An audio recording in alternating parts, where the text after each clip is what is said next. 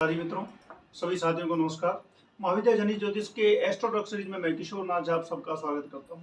और आज मैं लेकर के आया हूं बाबा नीम करोली की कहानी। बाबा नीम करोली आपने नाम निश्चित रूप से सुना होगा। बाबा नीम करोली भारत के बहुत बड़े संत हैं जिनको हनुमान जी का अवतार कहा जाता है। हनुमान जी का अवतार कहा जाता है और उन्होंने हनुमान जी के बहुत सारे मंदिर बनवाए और वो उनके जो भी फॉलोवर हैं हनुमान जी की विशेष पूजा करते हैं, हनुमान जी को अपना आराध्य मानते हैं। और बाबा नीम करोली भारतवर्ष में जहाँ जहाँ गए वहाँ पे उन्होंने हनुमान जी के मंदिर बनवाए और हनुमान जी की आराधना की। और जो भी उनके फॉलोअर उनके साथ जुड़े वो तो उनको भगवान मानते ही थे और साथ ही साथ हनुमान जी की भक्ति पर उन्होंने विशेष जोर दिया और उनके फॉलोअर उनमें हनुमान जी के दर्शन करते हैं। उनके बारे में कहा जाता है कि वो हनुमान जी के ही अवतार थे। और इससे जो रिलेटेड जो भी कुछ बातें हैं कि वो हनुमान जी के अवतार की जो कहानियां हैं कि वो हनुमान जी के अवतार कैसे थे, इसके बारे में मैं आप सबको पूरा डिटेल से बताने जा रहा हूँ। अभी मैं हाल में कैंची धाम भी गया था, नैनीताल से लगभग 20-22 किलोमीटर आगे है। तो वहाँ पे जाकर के भी मुझे लगा कि ये बातें अगर मैं आया हूँ तो आप तक पहुँचाऊँ कि बाबा नीम करोली के बारे में जो भी जानकारी मैंने जुटाई है बाबा कैंची धाम से या फिर और किसी भी सोर्स से, तो मैं आप तक पहुँचाता हूँ।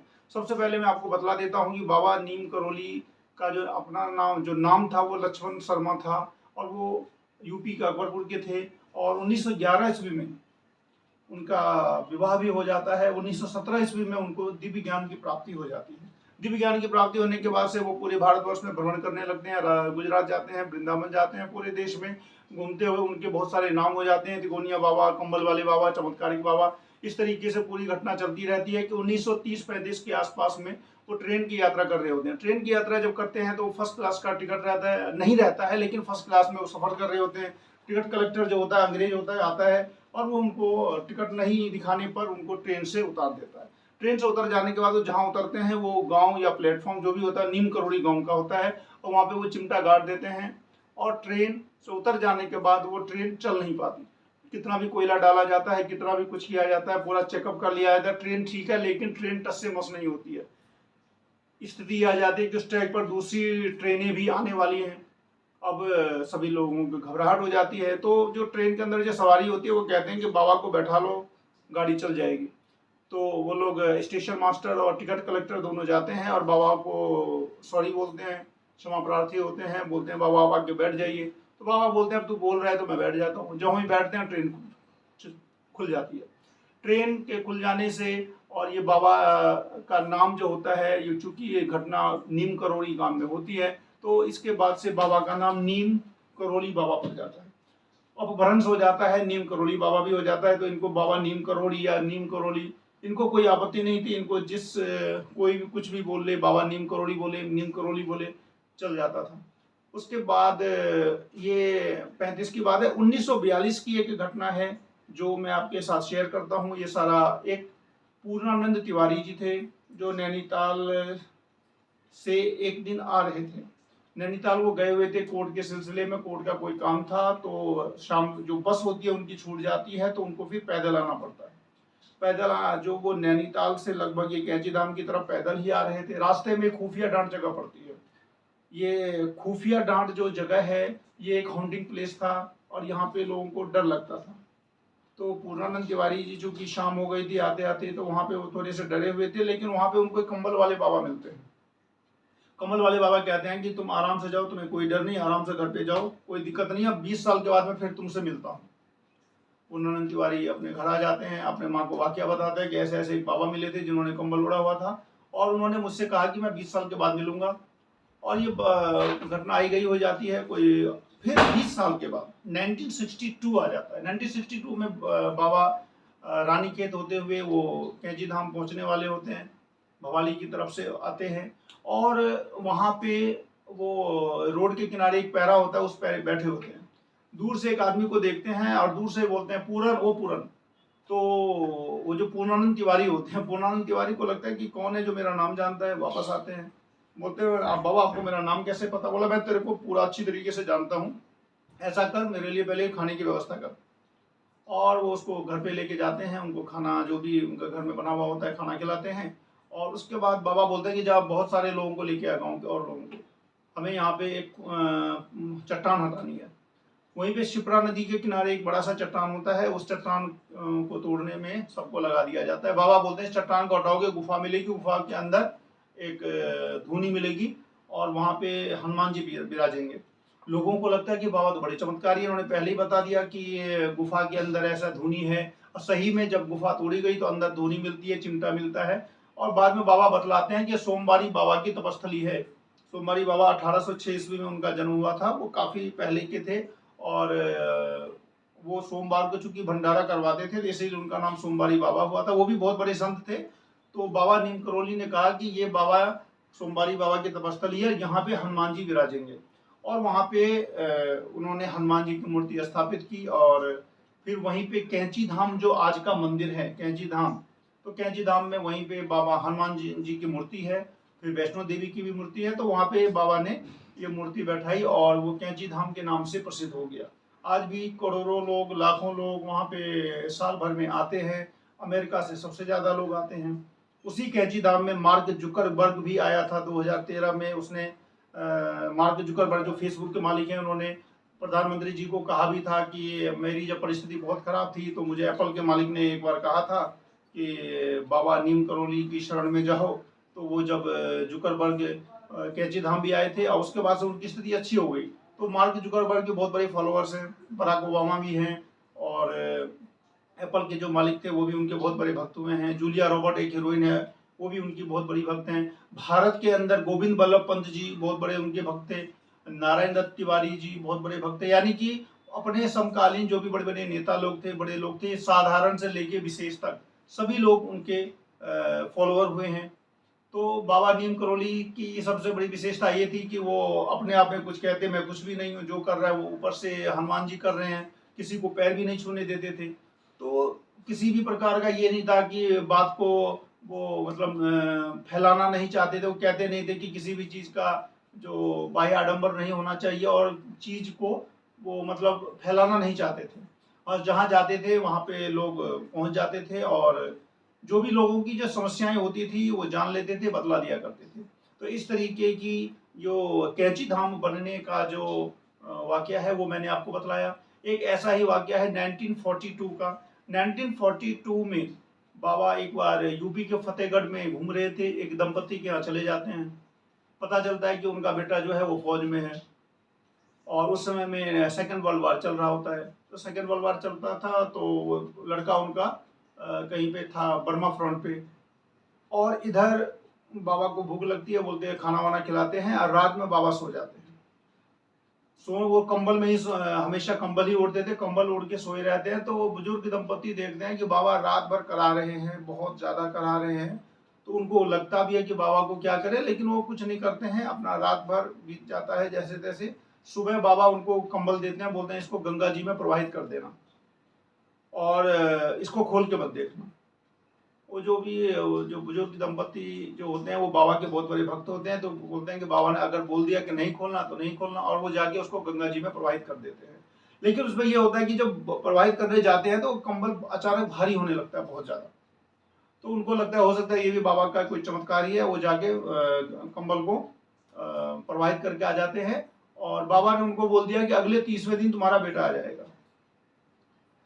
वो चले जाते हैं आशीर्वाद देके। ठीक ऐसा होता है कि अगले 30वें दिन उनका बेटा रिटर्न आता है और फिर वो अपनी कहानी सुनाता है कि कैसे मैं बर्मा फ्रंट पे था और जापानियों ने हमला बोल दिया था कि सब मेरे सारे साथी मारे गए, दनादन गोलियां चल रही थी और केवल मैं बच पाया। और बहुत सारी गोलियां तो ऐसी आई कि मेरे कान से के मतलब सिरे से निकल गई और मैं बच गया। तो वो बोलता है कि कौन सी डेट की बात बतलाते, तो डेट बतलाता है कि फलाने से ठीक 1 महीना पहले ये युद्ध चल रहा था और उस युद्ध में मेरी जान बड़ी मुश्किल से बची। जो दंपति सोचते हैं कि ये ठीक आज से 1 महीना पहले ही तो बाबा नीम करोली हमारे यहाँ आए थे और वो रात में करा रहे थे। और जो कंबल हमने जो गंगा जी में जो प्रवाहित की वो भी बहुत भारी हो गया था। तो सारी बातें उनको समझते देर नहीं लगी कि जो उनके बेटे के ऊपर में जो गोलियां थी वो बाबा ने खुद बर्दाश्त की, इसीलिए गोलियों के भार से वो कंबल भारी हो गया था। तो इस तरीके से बहुत सारी चमत्कारिक घटनाएं हैं जो बाबा के साथ जुड़ी हुई हैं। एक और अन्य घटना है कि 1925 या 1930 की बात है। 1925 या 1930 की बात है और उस समय में एक गडेरिया अलवर जिला में कहीं पर भेड़ चरा रहा था। वहीं से तहसीलदार गुजरते हैं, तहसीलदार के साथ बात होती है और तहसीलदार कहता है यहाँ से हट जाओ, ये थोड़ा खतरा वाला जगह है। तो फिर आगे बातचीत होती है तो तहसीलदार के मुंह से निकल जाता है कि मेरे कोई संतान नहीं है। गडेरिया बोलता है कि ऐसा है, दौसा के मंदिर में चले जाओ, हनुमान जी से मांग लेना। तो वो जो तहसीलदार को पता नहीं क्या होता है, वो बच्चे की बात मान लेता है और दौसा के मंदिर में जाकर के हनुमान जी से मन्नत मांग लेता है कि मुझे बेटा दो, और अगर ये बेटा मुझे होगा तो मैं ये आपको ही सौंप दूंगा आपकी सेवा के लिए। भावावेश में बोल तो देते हैं, तुरंत 1 साल के अंदर उनको बेटा भी होता है। लेकिन पुत्र मोह में वो हनुमान जी से बोलते हैं कि हनुमान जी, मैंने आपको बोल तो दिया था कि बेटा मैं आपको सेवा के लिए दूंगा, लेकिन मैं नहीं दे पाऊंगा पुत्र मोह के कारण, मुझे आप क्षमा कीजिए। बात आई गई हो जाती है, लगभग 20 साल हो जाते हैं। इस 20 साल में वो जो उनका बेटा होता है वो हरिद्वार में जाके अच्छा पढ़ाई करता है, संस्कृत का बहुत बड़ा विद्वान बन जाता है। 20 साल लगभग हो गया। इसके बाद क्या होता है कि 1939 में बिरला मंदिर बना था दिल्ली में, जुगल किशोर बिरला जी ने बनाया था।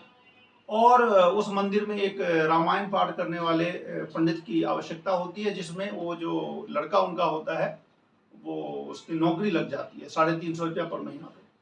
और ये जुगल किशोर बिरला जो होते हैं वो बाबा नीम करोली के बहुत बड़े भक्त होते हैं। तो जब वो उसको लग जाता है तो रामायण पाठ जब होता है तो एक बार जब बाबा नीम करोली आते हैं बिरला मंदिर, तो वो बोलता है कि बाबा जरा ये लड़का बहुत अच्छा रामायण गाता है, आप इसका पाठ सुने। बाबा नीम करोली उस बच्चे का पाठ सुनते हैं और फिर उसको पाठ के अंतिम में बुलाते हैं, बोलते हैं कि तेरे बाप ने हनुमान जी के साथ धोखा किया है।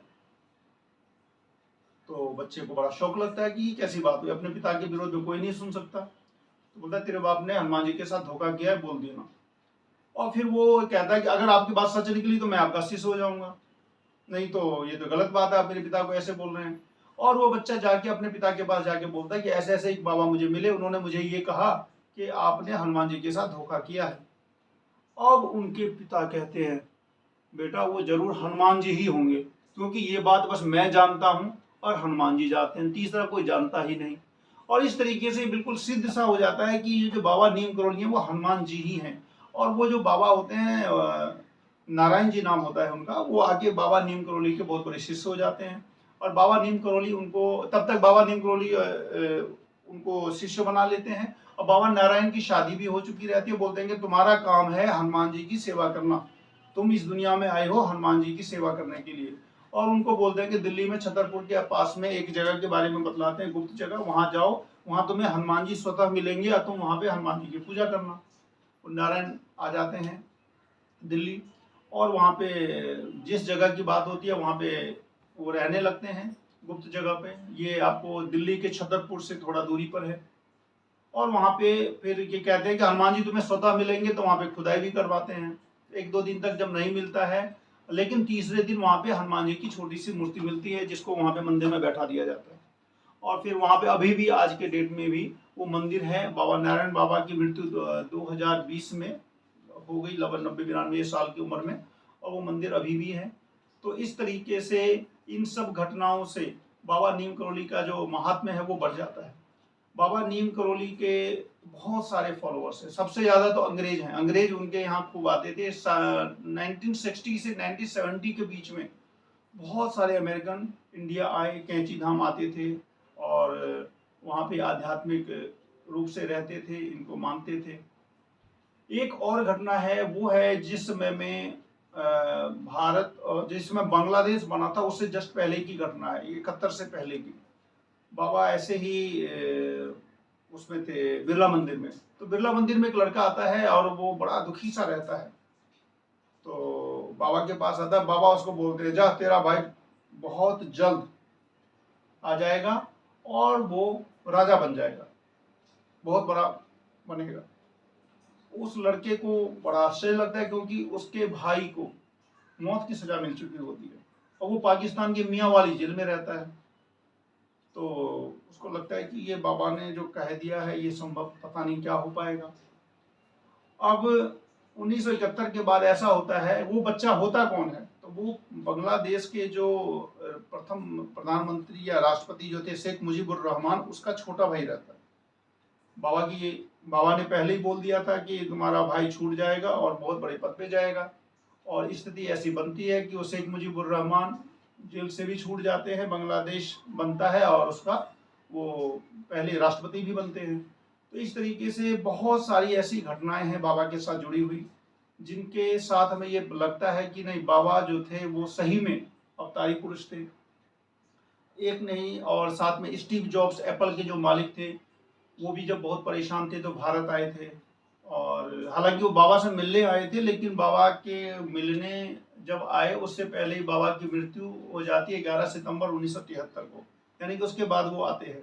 लेकिन वो कैंची धाम आते हैं, वहाँ पे उनको बड़ा आध्यात्मिक सपोर्ट मिलता है। उसके बाद वो बहुत बड़े बिजनेसमैन एप्पल के मालिक बनते हैं। फिर यही बात वो मार्क जुकरबर्ग को भी बोलते हैं कि वहाँ पे मेरे जाने से मुझे बड़ा फायदा हुआ। तो मार्क जुकरबर्ग जिस समय में फेसबुक बेचने की स्थिति में थे, तो उस समय में फिर उनकी बात मान करके वो भी भारत आते हैं, और भारत में कैंची धाम में 2 दिन रुकते भी हैं। तो इस तरीके से अन्य बहुत सारी घटनाएं हैं जिनसे बाबा के महात्म्य का पता चलता है। अभी आज के डेट में भी कैंची धाम लोग जाते हैं और बाबा नीम करोली के दर्शन को जाते हैं, और वहाँ पे आध्यात्मिक रूप से रहते हैं। तरह तरह का वहाँ पे लोगों को थोड़ा आध्यात्मिक सपोर्ट भी मिलता है। ऐसी जगह भी है, वो चारों तरफ से प्रकृति से घिरी हुई है, बीच में नदी बह रही है, और काफ़ी अच्छा लगता है।